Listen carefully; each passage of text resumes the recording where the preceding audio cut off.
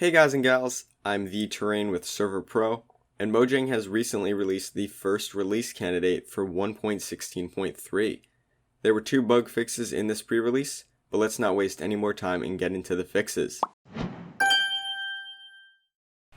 Giving a baby piglin an item and a gold ingot, and then killing the baby piglin will result in a duplication of the item.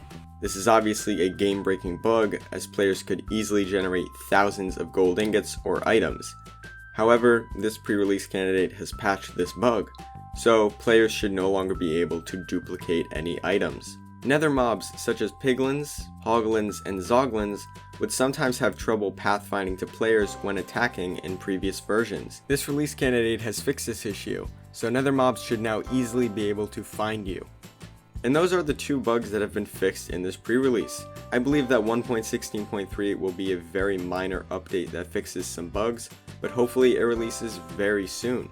If you'd like to create a free server on this version that you can play on with friends, head over to Server.pro or click the link in the description. And of course, leave a like and subscribe for more videos covering updates to Minecraft. Thank you for watching, I'm The Terrain, peace out.